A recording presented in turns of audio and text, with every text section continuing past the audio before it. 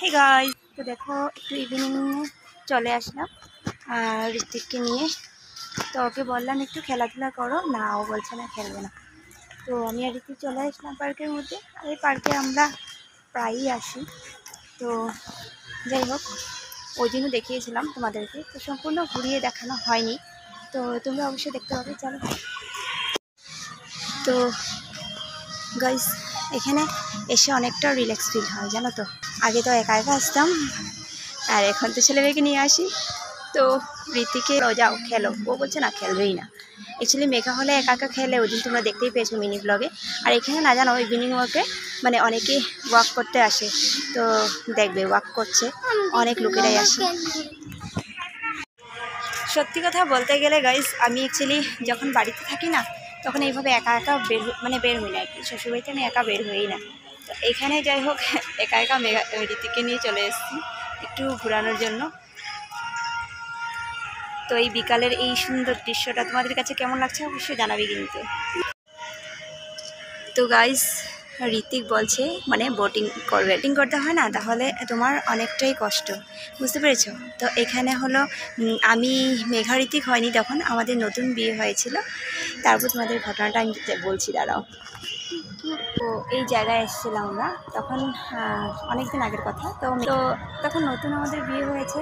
তো আমরা এখানে এসেছি, তো ঠিক এরকম টাইমে এরকম সন্ধ্যার দিকে, সন্ধ্যা ঘোর হয়ে গেছে, ঠিক আছে। তো আমার সঙ্গে একটা ঘটনা ঘটেছে। যে বোর্ডে আমরা উঠেছিলাম, আমি, আমার হাজব্যান্ড আর আমার বোন উঠেছিলাম, সেই বোর্ডে না মানে কি তোমার ওই যে পা দিয়ে প্যাডেল করতে হয়, তো কী বলে এটাকে, তো সেই জিনিসটা না হচ্ছিল না, ঠিক আছে। তো বোর্ডটা লিক ছিল। তো ভাবো তো, এই গভীর জলের মধ্যে যদি আমরা দিনটা ডুবে যেতাম রাত্র করে, কি হতো, কিভাবে উঠাতো? আজকাল তো অনেক সেফ দিয়েছে, কি ওগুলো তোমার জলের মধ্যে ধরো পড়ে গেলো, ধরো ভেসে থাকবে, মানুষ এসে উঠিয়ে দেবে। তখন তো একদম মানে এমনিতেই বোট করতো মানুষ, ঠিক আছে। এখন তো সেফটির জন্য অনেক কিছু করেছে, তখন সেফ জিনিসটা ছিল না। তারপর আমরা কি করলাম জানো, এই যে এরকম তোমার রডগুলো ছিল না, তো সেইগুলোর মধ্যে এসে বোটটা এনে লাগিয়ে তারপর আমরা আর কি উঠেছি তিনজন। তো ভাবো, আমার বোন তো মোটা ছিল, ও তো উঠতে পারছিল না। তো ওকে বললাম তুই ফার্স্টে যা, না হলে আমি তোকে ছেড়ে চলে গেলে তারপর তোর মানে তুই পড়ে যাবি, তুই আগে যা। ওকে উঠিয়ে দিয়ে তারপর মানে আমার বরকে আমি উঠিয়ে দিলাম, বললাম তুমি যাও, তারপর আমি উঠবো, টেনশন নেওয়ার তো কোনো দরকার নেই। তো ওদেরকে আমি ওই সাইডে উঠিয়ে দেওয়ার পর তারপর গিয়ে আমি উঠেছি। তো তখন আমি নতুন, তো তখন আমি শাড়ি পরতাম জানো তো।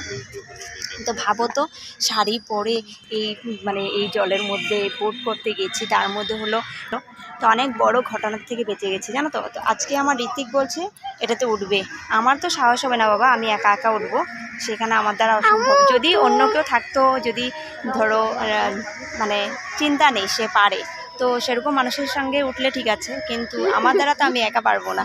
তো ঘ্যান ঘ্যান করছে। দেখো, আসার কথা ছিল আমার মেঘা, তো মেঘা আসেনি, তো আসছে। ওকে বলছে তুমি অন্যদিকে খেলো, ও খেলবে না।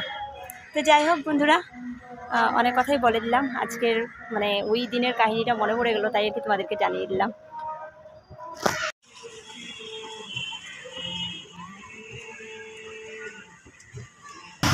তো গাইস দেখো, এটা হলো একদম সন্ধ্যার পরে, কিন্তু ঘোর সন্ধ্যা হয়ে গেছে, তখন চলছে। কিন্তু সত্যি লাইটিং দিলে কিন্তু খুব সুন্দর লাগে, তাই না? এখনও মানুষ দেখো এই যে জলের মধ্যে।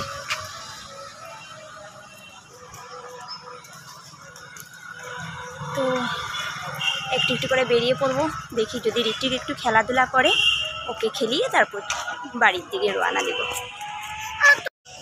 বন্ধ হবে না তো বাবা? আমার ঋত্বিক বলছে তুমি এখন থামতে থামতে ভিডিও করতে করতে যাচ্ছ, তারপর হলো পার্কটা বন্ধ হয়ে যাবে, তারপর আমার বাড়ি চলে যেতে হবে, আমার আর খেলাধুলা হবে না। তো সেটা আমি হতে দেব না। এখানের পার্ক অনেক দেরি করে বন্ধ করে, ঠিক আছে। এই আমাদের এদিকের পার্কগুলো অনেক লেট করে মানে বন্ধ করে আর কি। ও আমাকে বকা দিচ্ছে যে তোমার আর ভিডিও করতেই থাকবে, শুধু ভিডিওই করবে, আমার আর ঝুলনা হবে না। তো কেন হবে না? আমি থাকতে সেটা হতে দেবো না, সেটা হতে পারে বলো? আর আমি তো জানি না কখন বন্ধ হয়, কখন খোলে, কখন কি। আমাদের দিকে সকাল থেকে রাত 9টা 9:30 পর্যন্ত খোলাই থাকে পার্কগুলো। তো ঝুলনা ঝুলতে পারবে, ওর অ্যাকচুয়ালি টেনশন হয়ে গেছে জানো তো।